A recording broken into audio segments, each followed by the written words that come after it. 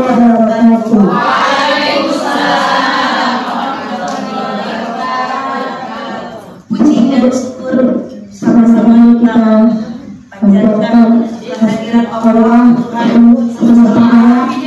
Berkat rahmat dan hidayahnya kita dapat berkumpul dalam tingkat TK Kota Tanjung Balai. Tak lupa pula sholawat beriring salam bersama-sama kita hadiahkan pada Nabi besar Muhammad SAW kelak kita menginginkan syafaat di yaumil kiamah kelak nantinya.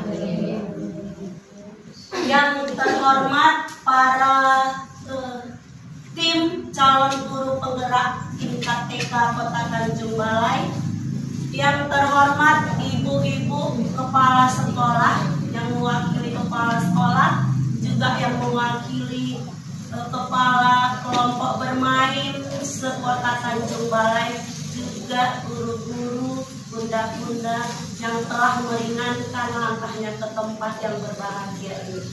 Pertama sekali kami mengucapkan banyak ribuan terima kasih karena tanpa ada dari hati yang ingin bergerak, yang ingin berubah, takkan mungkin bunda-bunda sampai kemari. Terlebih dahulu Bunda Bata sebagai tuan rumah mengucapkan mohon maaf jika di sana sini nanti banyak kekurangannya, beri kami kemaafan. Sebelum itu, selintas Bunda Bata bercerita bahwa untuk program pemerintah ada namanya program guru penggerak. Ini dimulai berawal program dari Kementerian episode kelima dari kurikulum Merdeka, dari program Merdeka Mengajar. Episode kelima itu dia melakukan namanya program pendidikan guru penggerak. Jadi itu didapatkan dari melalui SIM PKB para bunda-bunda, dan ternyata dari ribuan guru-guru yang mendaftar se-Indonesia, yang Tanjung Balai yang hanya mendaftar ada 3, dan kebetulan 3 guru-guru kita ini adalah memang guru-guru yang ingin bergerak dan menggerakkan. Beri tepuk tangan dulu buat kita. Dan mudah-mudahan kegiatan ini kita sambut dengan positif. Apa yang mereka dapatkan dari kegiatan mereka selama belajar melalui tahap 1, tahap 2, dan sekarang mereka lagi mengikuti tahap ketiga. Apa yang mereka dapatkan mudah-mudahan bisa tertular untuk kita, dan kita bisa mengubah pola pendidikan, pola pengajaran kita di tempat kita masing-masing. Mudah-mudahan ini jadi awal dan ada keberlanjutan. Itu harapan dari Bunda Bata di sini. Selain sebagai kepala sekolah, juga salah satu pengajar praktik untuk guru calon penggerak Kota Tanjung Balai tingkat TK. Makanya kenapa bajunya sama, nggak sama kayak orang Bunda Nia, karena Bunda juga salah satu ingin yang bergerak dan menggerakkan. Nah, kita tidak memperpanjang waktu, kita langsung saja kepada apa tujuan kita hari ini. Dari berbagai materi yang mereka dapatkan, bunda-bunda hebat ini mereka dapatkan selama belajar daring. Tak tentu tidur, tak tentu anak, tak tentu segalanya orang bunda ini. Jadi orang ini materinya salah satu adalah budaya positif. Dan budaya positif itu, apa itu sebenarnya? Bagaimana menerapkannya itu? Mereka akan berbagi di sini, berbagi ilmunya, apa yang mereka dapatkan. Budaya positif merupakan perwujudan dari nilai-nilai keyakinan universal diterapkan di sekolah. Nah, apakah budaya positif yang selama ini kita ajarkan untuk anak-anak kita, apakah itu yang benar? Apakah salah? Nah, disinilah akan kita kupas dengan 3 pemateri kita. Nanti akan beruntun, bergantian, yang akan disampaikan oleh Bu Safrida, lanjut nanti ke Bunda Midar dan juga ke Bunda Deba. Nah,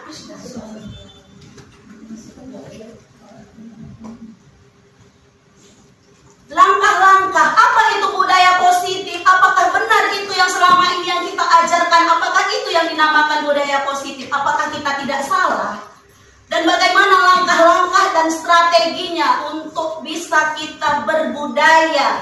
Apakah mulai dari gurunya, apakah bisa langsung ke anaknya? Disampaikan oleh Bunda Mahdeba Bulungan. Ini juga berasal dari TK Negeri Pembina Saiful Rasul dengan judulnya Restitusi Solusi Disiplin Positif. Nah, bagaimana disiplin positif itu? Mari sama-sama kita kembali mendengarkan, dan mudah-mudahan bisa untuk perubahan bagi diri kita untuk kita bawa ke sekolah. Kepada Bunda Mahdeba Bulungan, dipersilakan. Baik, terima kasih kepada Bunda Bagas. Ini materi ini tetap masih berkaitan dengan materi dari Bunda Lida dan Bunda Mida. Jadi ini seperti eksekusinya. Kalau tadi masih perkenalan bagaimana mengenali bagaimana kebutuhan dasarnya, ciri kontrolnya, dan posisi kontrolnya, ini seperti eksekusinya. Cara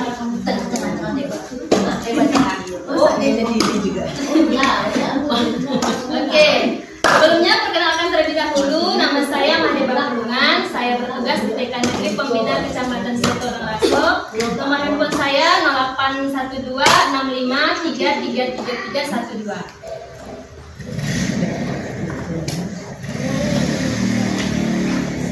Oke, materi saya adalah restitusi solusi disiplin positif.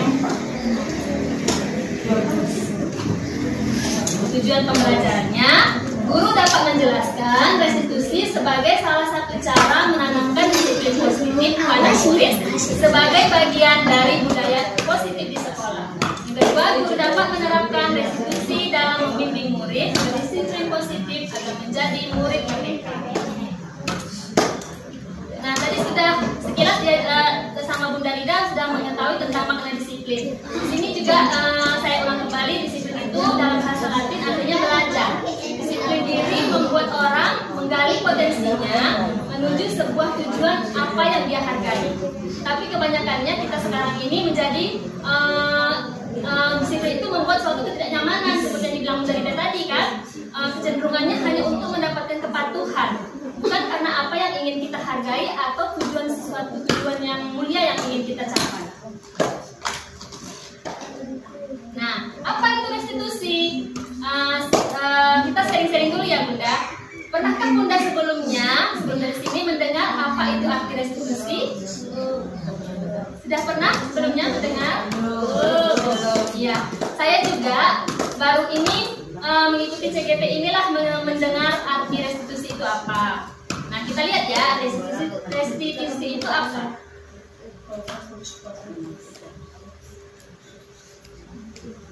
Oh iya Bunda, ini file materinya ada ya, udah dikirim di grup sebenarnya ya. Kalau misalnya Bunda dan Roy di grup udah dikirim materinya. Jadi nggak apa-apa ya, tapi kalau mau catat juga nggak apa-apa ya.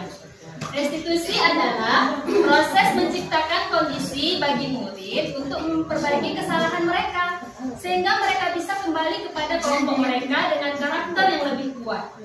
Ya kan? Di sini dia anak-anak yang bersalah itu dikembalikan kepada karakternya, dikembalikan pada kondisinya dengan lebih baik, bukan hanya terus-terusan merasa bersalah, terus-terusan menghukum dirinya kalau yang bersalah itu kan. Terus kemudian restitusi juga adalah proses kolaboratif yang mengajarkan murid untuk mencari solusi untuk masalahnya dan membantu murid berpikir tentang orang seperti apa mereka inginkan dan bagaimana mereka harus memperlakukan orang lain. Ya, dia proses kolaboratif antara murid sama murid atau dengan guru atau orang yang lebih dewasa. Nah, ini dia ciri-ciri restitusi. Ciri-ciri restitusi bukan untuk menebus kesalahan, namun untuk belajar dari kesalahan. Nah, ini misalnya gini, ada anak yang berantem, ya kan? Dia, kalau kita kan, kalau di restitusi itu dia tidak mencari tahu siapa yang salah atau siapa yang benar, tapi dia mencari hikmah atau nilai apa yang dia dapat dari sesuatu kejadian atau kesalahan yang dia perbuat. Ya, itu dia restitusi. Nah, kemudian memperbaiki hubungan. Seperti kata Bunda Rida tadi, kalau restitusi berbeda dengan yang kata Bunda Rida tadi kan, kalau hukuman atau penghargaan itu merusak hubungan. Kalau restitusi ini dia memperbaiki hubungan. Contohnya gini, seperti tadi ya, anak didik kita ada yang berantem. Nah, kalau misalnya kita kan di sekolah atau saya sendirilah di sekolah itu kan ada yang berantem, pasti ada yang tersakiti dan ada yang menyakiti, ya kan? Nah, di antara yang menyakiti dan tersakiti ini, mungkin kalau kita sudah bilang, bagaimana kamu supaya dia tidak marah lagi? Minta maaf Bunda, kata anaknya kan? Ya udah, selesai minta maaf, tapi hubungannya belum tentu baik, masih tetap mau aku main sama dia aku dipukul, begitu kan? Atau yang gila.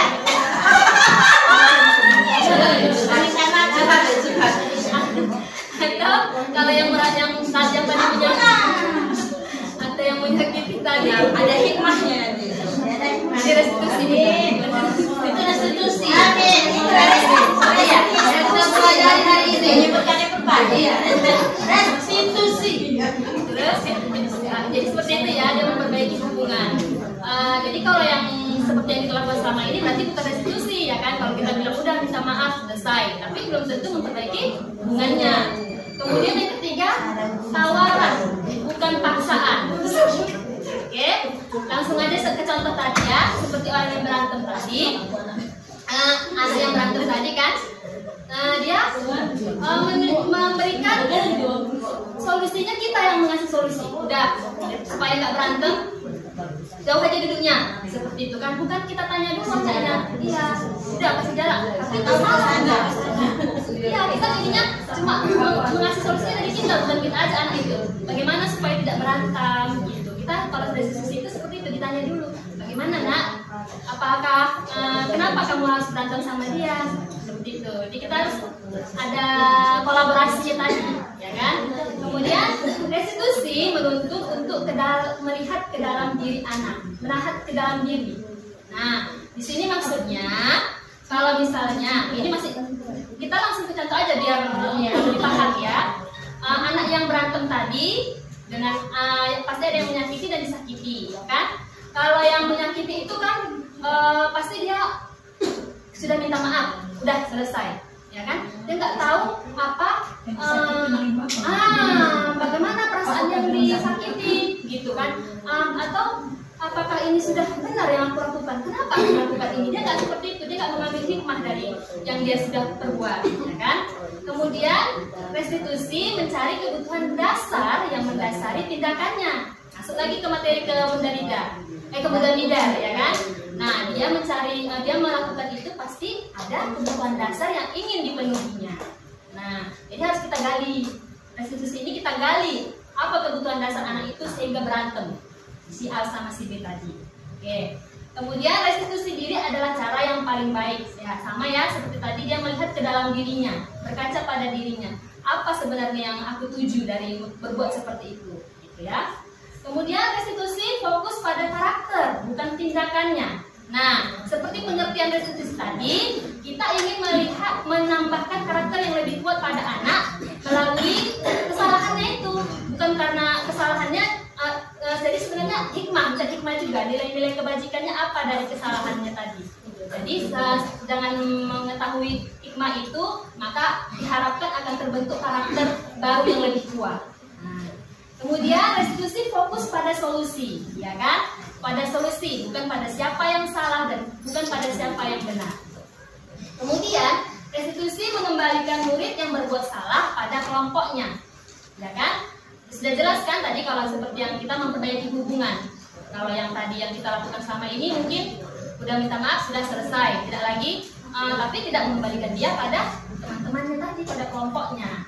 Nah, seperti itu. Ini ciri-cirinya yang udah. Lalu bagaimana agar restitusi dapat dilakukan? Nah, ini dia keyakinan kelas. Sekilas tadi sudah disampaikan oleh Bunda Mida. Keyakinan kelas. Apa itu keyakinan kelas? Keyakinan kelas itu dia kalau misalnya kita sepintas, dia seperti peraturan-peraturan, tapi peraturan yang mengandung nilai. Nah, coba lihat. Lalu mengapa tidak peraturan Mengapa harus keyakinan kelas? Nah, kalau keyakinan kelas ini dia mendukung motivasi intrinsik yang berasal dari dirinya, bukan karena penghargaan atau bukan juga karena hukuman. Dia kembali kepada nilai-nilai yang menggerakkan seseorang dibandingkan mengikuti serangkai peraturan-peraturan. Nah, coba lihat ya. Dari poin pertama, mengapa kita memiliki peraturan harus menggunakan helm bila mengendarai kendaraan roda 2? Nah, kalau peraturan kan dia seperti ini, gunakan helm jika berkendaraan roda 2. Nah, kalau keyakinan kelas, kita ditanya dulu, kenapa harus menggunakan helm? Apa gunanya? Nah, kenapa kita harus menggunakan helm? Kira-kira kenapa kita menggunakan helm? Melindungi kepala. Melindungi kepala. Yakin nih kan orang ibu ya, kalau misalnya jatuh kepala pakai helm, nah apa yang Nah, terjadi? itu ya, yakini karena menyelamatkan kepala kita ini kan, meyakini kalau kita jatuh, bahaya gitu kan. Itu artinya kita menghargai diri kita, menghargai orang lain yang berjalan, kan? Kemudian ini yang sering kita nomor 3, mengapa kita memiliki peraturan harus datang tepat waktu pada saat mengikuti pelatihan? Kira-kira karena apa? Coba terbalik ya. Tidak selesai. Sama disiplin. Ya, benar sekali. Malu sama orang lain ya, nanti terlambat ya. Jangan jam karet.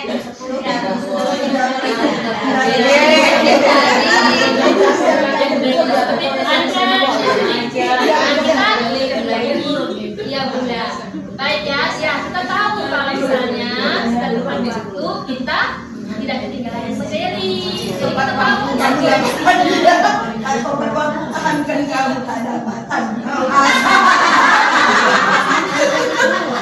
Ini ada situ penghargaannya mau apa? memastikan. Masa dia ya? Masa dia? Kenapa kamu tepat waktu datang? Kalau ada kamu tahu aja. Kalau kamu dapat hadiah, kalau ada kamu tak dapat. Nah, ini adalah Tak tahu, orang tidak tahu, tidak tahu kan? nggak tahu ada.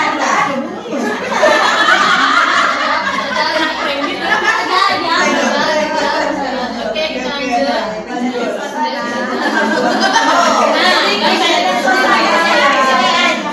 Nah, Bunda, dari sebelah kanan atau kiri Bunda, yang manakah yang termasuk keyakinan kelas? Ini sama-sama kesepakatan kelas. Kesepakatan kelas itu kita bentuk sama-sama dengan murid, atau kalau sama anak-anak kita di rumah kita bentuk sama anak-anak ini. Nah, ini kesepakatan kelas. Kira-kira menurut Bunda, di sekolah yang manakah merupakan keyakinan kelas? Sebelah kanan atau sebelah kiri? Sebelah kiri ya? Nih, Ini tadi nih. ini kiri, ini kanan ya, kanan ya. Kiri kanan ya, sebelah mana? Kanan. Yang mana keyakinan ketiga kanan. Yang mana peraturan? Kira-kira kenapa memilih kanan Bunda? Kesepakatan kelas itu kita saling sama guru. Oke,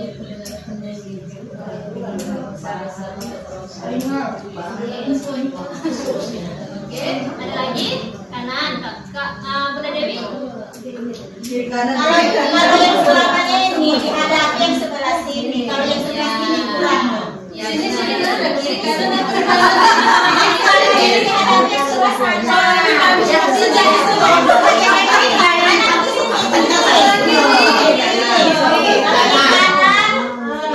masih kurang. Itu untuk bagus untuk ini yang mana Bu? Yang kiri. Yang sering sebelah kiri, yang kanan itu. Nah, sebenarnya kalau yang sebelah kiri orang Buddha itu dia berbentuk peraturan, perintah. Ya. Jadi kalau yang tadi kita sudah sepakat kalau keyakinan kelas itu ada nilai-nilai kebajikannya. Nah, jadi sebenarnya yang dari nilai-nilai kebajikan itu sebelah kanan Bunda. Kami guru dan murid saling menyayangi. Kan itu dikasih kebajikannya saling menyayangi. Dikasih apa kan? Dikasih saling menyayangi. Yang kedua semangatnya. Nah, itu kan. Peduli ketiganya. Itulah nilai-nilai kebajikannya. Nah, ini dia. Ini misalnya ini kita bisa buat keyakinan kelas ini dengan sama-sama kita sepakati antara murid dan gurunya. Kami sama Bunda Mida, kalau misalnya ada permainan, kami juga selalu sering ya Bunda. Kalau misalnya mau main, kira-kira apa kesepakatan kita nak? Kata Nana itu sering, kalau sudah permainan kita sering kalau misalnya permainan ada lompat tali, misalnya kayak lompat tali, mereka tidak dorong-dorong, bergantian, tidak berebut. Mereka yang bilang sendiri. Sudah mulai kami kerjakan sih, ya. Sudah dibuat sama. Iya, dan dia tahu punya dari dia. Ada belum iya. Bisa juga bikin dia apa nanti ya. Karton, tempelkan dan itu pakai gambar, lebih menarik kan? Nah setelah kita sepakati, kita pilihlah, kita tulis seperti kata Bunda di atas karton, lalu kita tempel biar mereka gambarnya biar menarik kan? Anaknya bisa gambar jam, menandakan tepat waktu gitu. Tapi kata-katanya dia harus ada nilai-nilainya seperti bertanggung jawab, mengerjakan tugas piket, bersikap jujur. Bersikap jujur juga luas artinya. Tidak mengambil barang teman, sudah termasuk di situ. Jangan mengambil pensil bisa gambar di malam.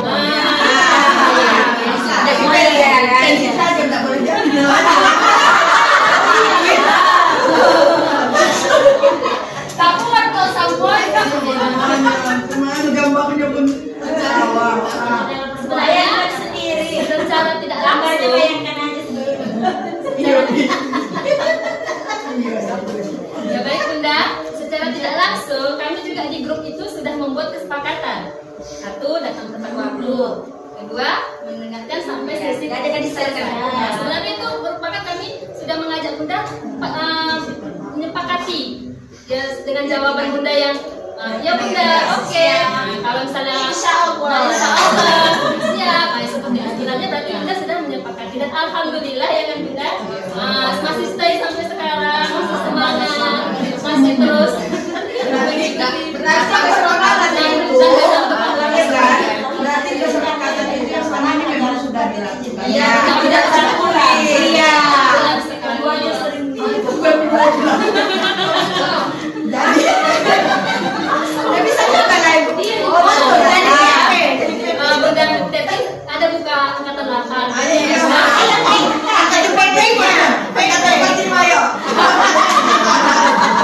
Mana deh buka rekor sih.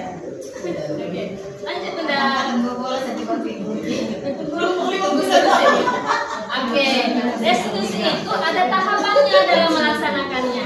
Dia 3, jadi dibuatlah segitiga restitusi, berbentuk segitiga.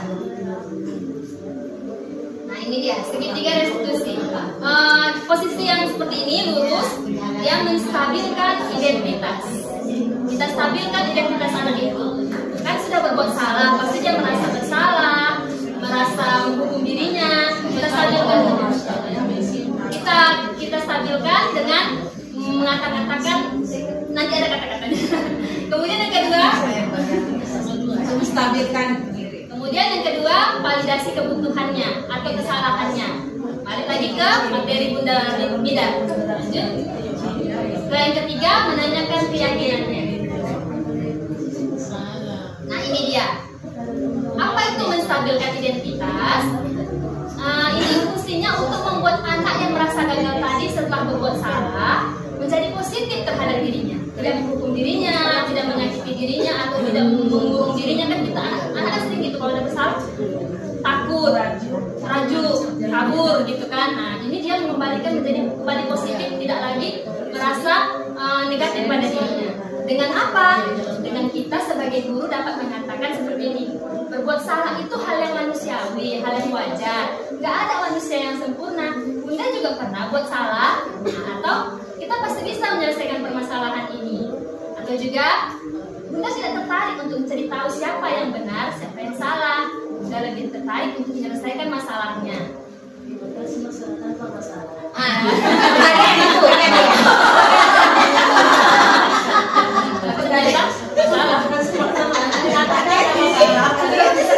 Kemudian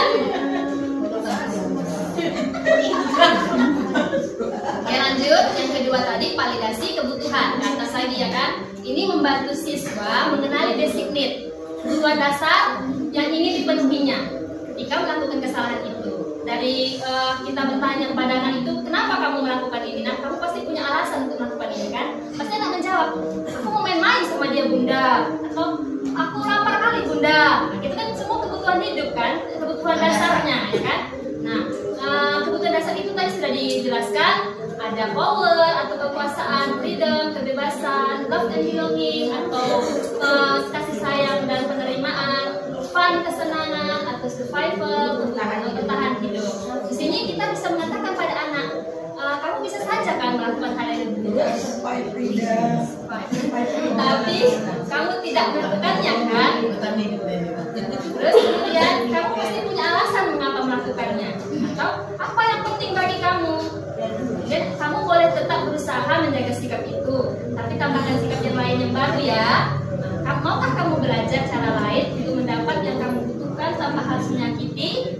Atau apakah kamu bisa melakukan dengan lebih baik lagi besoknya? Nah, seperti itu. Kita bisa mengatakan hal-hal seperti itu untuk memvalidasi kebutuhan atau kesalahannya. Ya bunda, kita sama-sama belajar ya bunda. Saya juga untuk CGP ini lah Proses pelan ya, kita proses aja. Iya, Proses di kelas. oke, selanjutnya turun lagi menanyakan keyakinan. Makanya tadi harus ada keyakinan dulu, keyakinan kelas dulu, supaya bisa melakukan restitusi ini. Ini anak tujuannya adalah anak melihat kesalahannya dihubungkan dengan norma atau nilai. Seperti tadi ya, ada nilai peduli, semangat, saling menghargai. Banyak sekali kan nilai-nilai positif, nilai-nilai kebajikan yang bisa kita jadikan untuk keyakinan kelas kita. Kemudian apa yang bisa kita katakan pada anak itu? Apa nilai yang kita percaya di kelas atau sekolah kita? Nilai-nilai universal apa yang telah kita sepakati? Kelas yang ideal itu seperti apa? Kamu ingin jadi anak seperti apa? Apa yang kamu rasakan ketika kamu melakukan itu? Kamu menjadi orang yang seperti apa? Kita bisa seperti itu. Di kurikulum Merdeka kita juga bisa menemukan nilai-nilai universal itu bunda di profil pelajar Pancasila. Profil pelajar Pancasila itu kan kalau bunda-bunda sudah membaca-bacanya sedikit-sedikit di PMM, itu kan ada apa bunda? Bertakwa, beriman kepada Tuhan Yang Maha Esa, kemudian berkebinekaan global, kreatif, kritis, dan mandiri. Nah itu juga termasuk nilai-nilai universal ya. Dan kita sebenarnya udah dikasih sama pemerintah, tinggal kita ini aja belum tahu mau kemana, mau dikemana gitu. Karena kita apa nih kan? Nggak ada lagi kalau itu laksanakan. Cuma nggak tahu letaknya di mana ya kan bu? Ada. Cuma ini udah ada di dia. Porsinya di sini. Baik ya.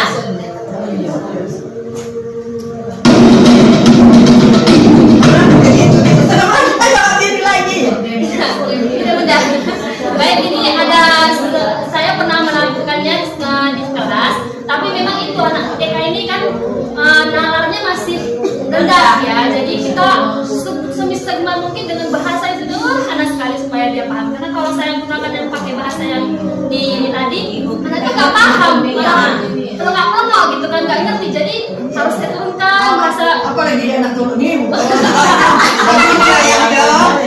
pokoknya anak jadi anak lain dan bagaimana anak? Apakah kamu mau jadi?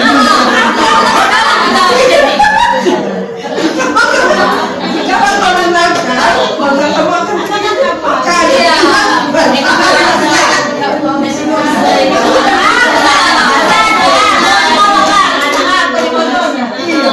Jadi kita sesuaikan dengan rasa masing-masing lah ya. dengan kemampuan muridnya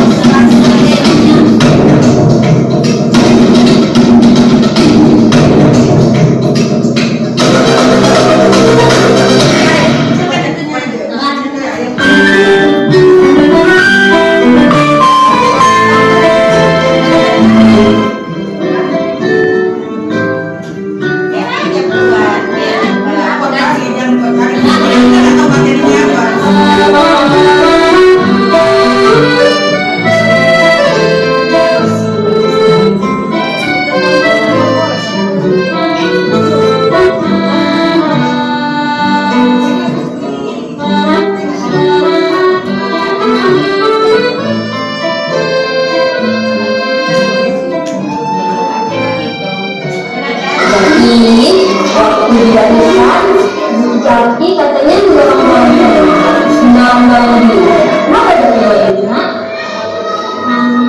Maksud saya? Oh main, oke, tidak apa-apa. Pasti senang kan waktu kita main dengan teman. Tapi itu kan barisan Jaki, siapa?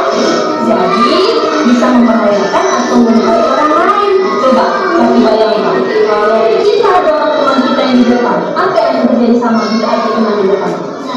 Jatuh, makanya jadi berbahaya karena iya. Jadi terus jadi ingat nggak waktu kalau di barisan itu kita harus bagaimana?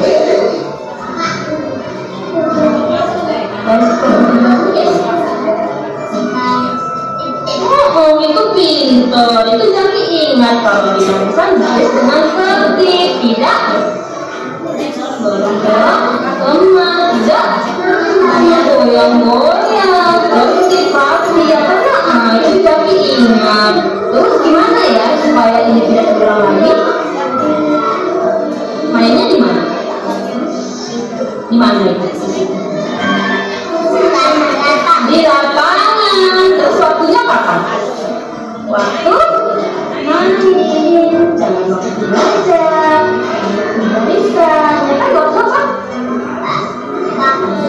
Di mana? Di lapangan. Pintar, ya suruh kita. Ya, ingat ya kesepakatan kita ya, oke? Siap, udah dulu. Ini yang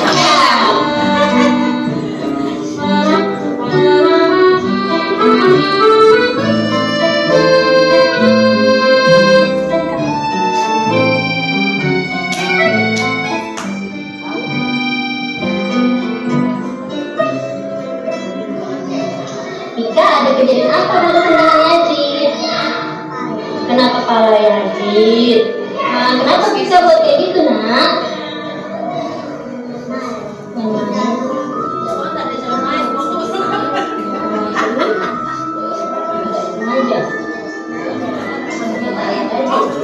Oh iya, ya nggak apa-apa.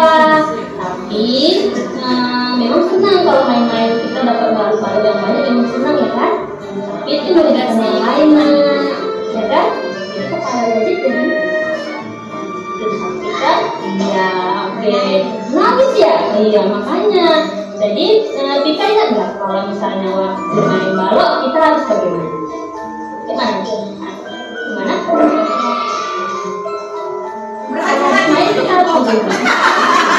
Lagi, habis main lagi terus. Ada gangguan manggil itu.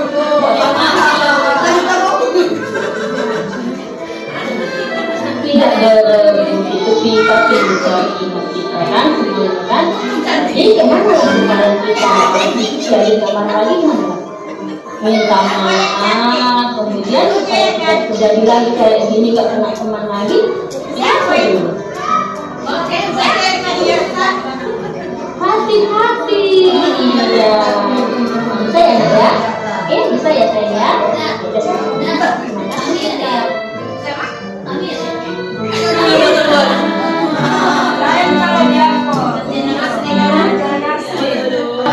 Ada yang mau ditanyakan kira-kira? Ada yang mau didiskusikan?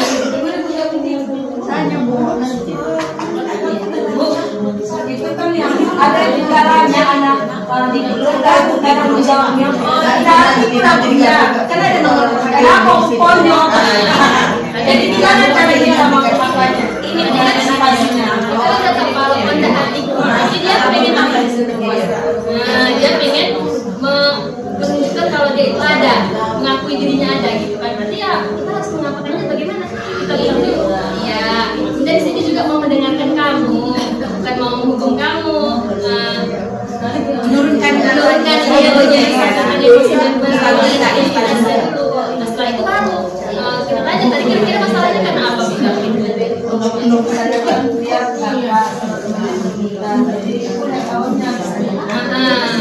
Jadi kalau anak saya, dia pengen nyawa dia kasih aku bulan aja orang dia. Di kata-kata itu kan kita sudah tahu apa sebenarnya kemasan dia, validasi dia, ininya, kebutuhannya.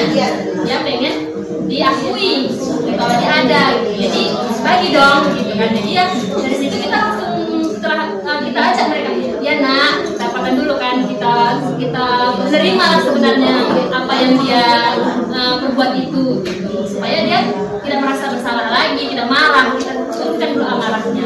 Kalau kita kan kalau sudah tidak marah lagi kan kita bisa diajak ngobrol gitu. Jadi itu salah satu misalnya kita ajak dulu, kita kalem dulu anaknya supaya bisa kita ajak kolaborasi, kita ajak ngomong. Iya.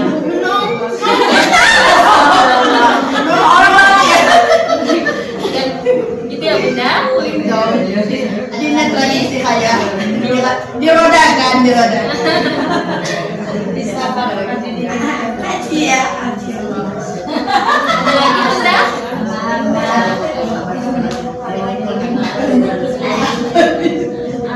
Dimaksud dari kamu supaya jadi Bunda. Oke deh Bunda. Oke, terima kasih. Beri aplaus dulu buat dari 3 paparan tadi, masalah budaya positif, disiplin, bagaimana itu membuat keyakinan kelas. Berarti setiap anak yang berbuat masalah itu ada kebutuhan dasar yang tak terpenuhi. Jadi kita masuk dulu apa sih sebenarnya. Dan setelah dia berbuat salah, tapi kita tidak terus menghukum, tapi kita menyadarkan bahwasanya apa tindakan untuk selanjutnya supaya itu dia menjadi lebih baik lagi, ya. Kemudian masuk kita kepada sesi berikutnya. Nah, kami ada memberikan kesempatan bagi bunda-bunda sebagai refleksi, apakah yang disampaikan oleh bunda-bunda bertiga ini masuk enggak gitu ya, nyambung enggak, apakah di tengah, apa nyangkut-nyangkut, apa ngambang-ngambang, apa duduk dia. Jadi itu kami minta 3 pemberi kesimpulan, boleh dari materi Bunda Mida, Bunda Deba, dan Bunda Safrida. Jadi kita kasih kesempatan, boleh juga ketiga-tiganya, berarti udah mampu lah. Kami yakin bunda-bunda semua di sini memang orang-orang hebat yang sudah melaksanakan itu. Budaya positif itu mulai dari bagaimana anak itu datang sampai kepada pembiasaan kita di dalam kelas, keyakinan yang kita buat bersama anak-anak, membuat kesepakatan sebelumnya dalam melakukan apapun yang dilakukan dalam kelas, tentunya semua sudah kita lakukan. Hanya ini hanya penekanan pada bagaimana restitusi tadi, lebih kepada kita anak yang sadar dan anak yang meminta maaf, anak yang melakukan begitu ya, bukan dari arahan gurunya. Nah, bukan gurunya yang mencari solusi, tapi anaknya. Nah, jadi kami beri kesempatan 3 guru hebat, iya, yang memberikan kesimpulan apa yang didapat. Ini hanya sebagai refleksi, sebagai umpan balik buat bunda-bunda ini apa untuk kedepannya lagi, teknik yang bagaimana supaya materi itu tersampaikan. Ya. Nama saya Afrida SPD, saya dari PAUD Albarkah Suneto Alam Raso. Dari keterangan bunda bertiga tadi banyak yang saya dapat. Pertama, selama ini yang saya lakukan memang kebalikan dari yang bunda buat tersebut. Misalnya kalau kita kasih tahu kepada anak didik kita, itu sering kita kasih motivasinya dengan penghargaan. Kita niatnya itu bagus supaya anak itu termotivasi atau dia semangat, tapi ternyata itu merugikan rupanya selama ini yang kita lakukan. Yang kedua, kita sering, kalau anak itu kita sering memanjakan dia. Kalau dia butuh perhatian, kita terlalu memanjakan dia. Jadi dia memang tergantung sama kita. Pas kita nggak datang, dia malas sekolah, bunda itu nggak datang. Itu rupanya ternyata selama ini merugikan dia juga. Apalagi misalnya satu lagi, kalau kita misalnya kalau dia berantem, itu sering kita kan, apa masalahnya nak, dia pasti cerita. Kalau dia cerita pasti mengapakan temannya, menyalahkan temannya. Kita selalu mendengarkan satu pihak tanpa mendengarkan sebelah lagi. Itu yang sering kita lakukan, karena kita kan karena yang kita yang tersakiti yang sering kita tanya, yang apa itu sering kita indahkan, padahal karena ada sebab, kita cenderung melupakan itu selama ini. Itu salah satunya lagi. Mungkin itu saja dari saya. Assalamualaikum warahmatullahi wabarakatuh. Saya Farida Aryani Sitorus Pane SPD dari PAUD KB Al-Hikmah Semula Jadi. Terima kasih saya telah bisa atau menerima pelajaran yang ini. Memang sebelumnya kita sudah melakukan di sekolah kita masing-masing, tapi di situ separuh kayak tadi 50-50 kita. 50 melakukan kesalahan. Iya, melakukan kesalahan. Sadarlah kami untuk bisa memperbaiki Sama-sama. yang lebih baik lagi. Amin. Kalau dengar-dengar kayak gini memang betul. Yang selama hari ini anak-anak kan selalu kita ajak, kita beri hadiah supaya mereka mau. Rupanya itu merugikan, tak cocok. Anak-anak itu harus kalau ada hadiah baru dia maju. Iya, kalau tidak. Terfokus untuk hadiah. Jadi yang sekarang ini ke depannya kita buatlah seperti ini. Insyaallah. Pelajaran kurikulum merdeka. Ibu-ibu semua merdeka. Merdeka. Mari sama-sama kita laksanakan di sekolah kita masing-masing. Ya, amin. Kalian berproses ya. Iya, sedikit demi sedikit insya Allah kita bisa melakukannya di sekolah kita masing-masing. Demikianlah yang dapat saya berikan, dan terima kasih yang sebesar-besarnya yang telah memberikan ilmu kepada kami. Alhamdulillah. Semuanya itu akan kami laksanakan. Insya Allah. Demikianlah. Assalamualaikum warahmatullahi wabarakatuh. Di sekolah sudah separuh itu kami laksanakan, ya kan. Separuh lagi inilah kami akan dibimbing sebagai guru penggerak ini. Nah, saya akan banyak berterima kasih kepada guru-guru penggeraknya yang telah meluangkan waktu juga, ya kan, untuk memberikan pengarahan kepada kami ini supaya kami ini guru-guru calon penggerak ini supaya kami bisa juga termotivasi ya untuk bergerak dan menggerakkan. Amin. Sampai dulu yang biasa saya sampaikan dan saya akhiri. Wabillahi taufiq wal hidayah. Assalamualaikum warahmatullahi wabarakatuh.